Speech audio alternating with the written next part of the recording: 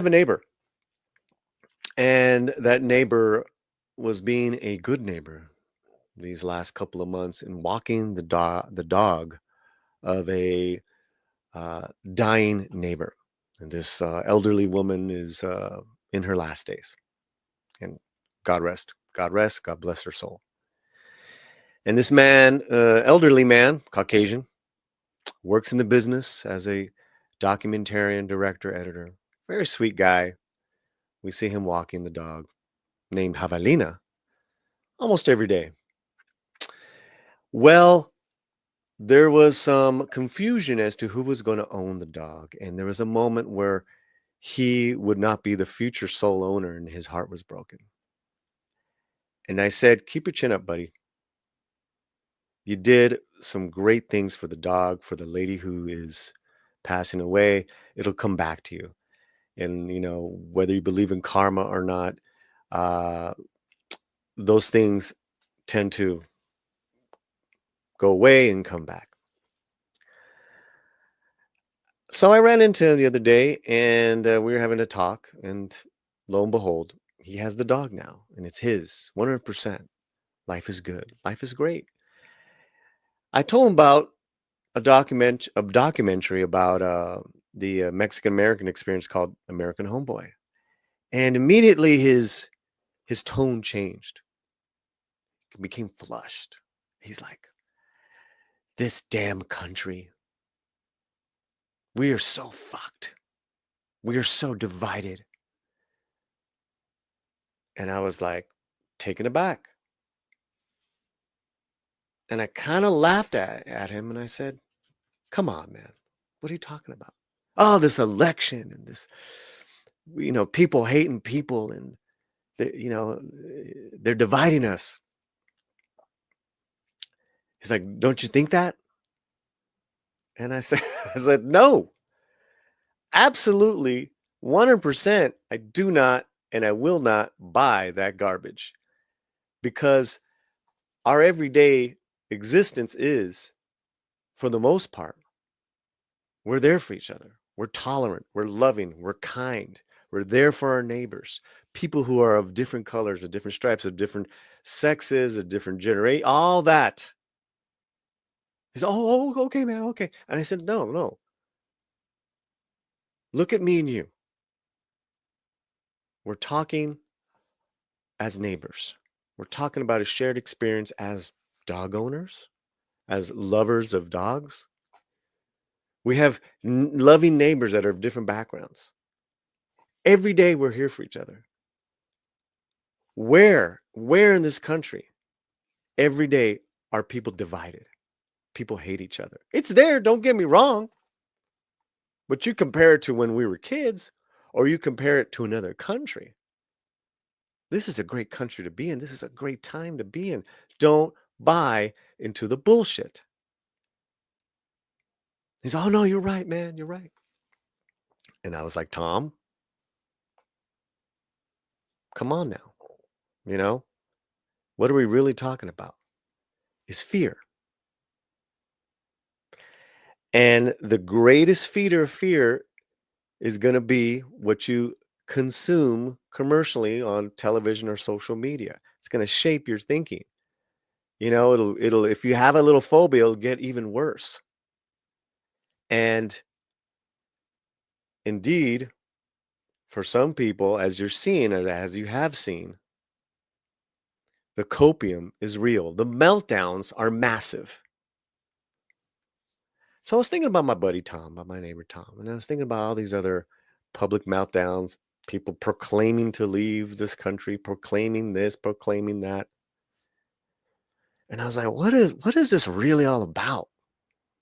This fear. Why are people feeling so invested in their emotions to where they make this emotional decision on cutting themselves off from a family member, from their country, from their city, you guys know where I'm coming from. So I'm going to make this real simple. I left that little interaction with Tom pretty good. He got a good sense of who I was and that I don't play the victim game. based on my skin color, based on who I was as a Chicano, all that stuff. I don't do it. It's about now. It's about how we work together and be better neighbors. But here's my thing I want to give to you guys. If you're really upset and really hate someone out there, let's say you hate a leader. Here's what I need you to do.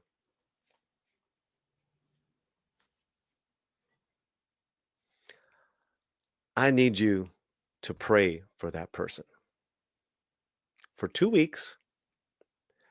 Every day, I want you to verbally pray for that person. And whether you believe or not, I want you just to say, universe, creator, God, I have a great life.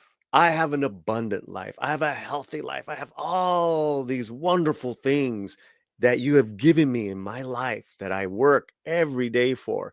Children, maybe healthy parents, a great career. All this that I have, I can't believe it. What a great life! And I'm good to my neighbors. I'm a humanitarian. I've cleaned up my act. Whatever it is, all this success, all this abundance, all this joy that you've given me, I want to give it to that person that I hate the most. Please, God, please, today I wish it upon them. I wish all my abundantness, all my awesomeness that you've given me, give it to them. For 2 weeks, I want you to do this every day.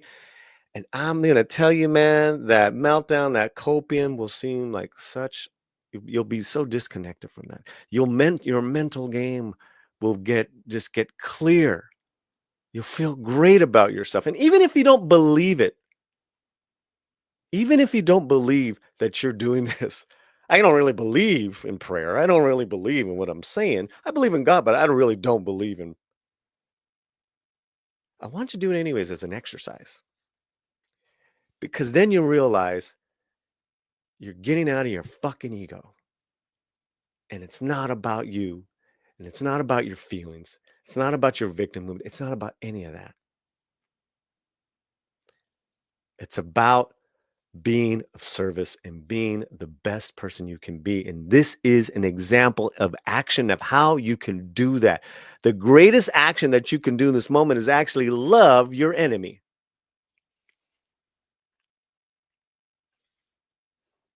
Nothing else is going to work, guys. Quitting X, leaving a country, cutting off loved ones. Nothing else, none of that's going to work because all that shit's going to stay with you.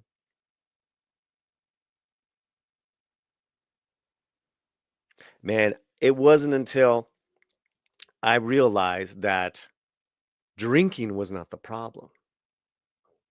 It was the root of my loneliness, the root of the hole that was in me that I had to address. Thank God I have a program to address that. And thank God I had means to make amends. So, in a way, want you to make a living amends every day. And this example, this practice of praying for your enemy, man, it's powerful. Trust me. What the fuck, Paulie? I don't want to pray for many. Fuck them. Fucking hate them. They're pieces of shit. They're not human. They got no morals. Well, high moral person, practice what you preach. Pray for your enemies.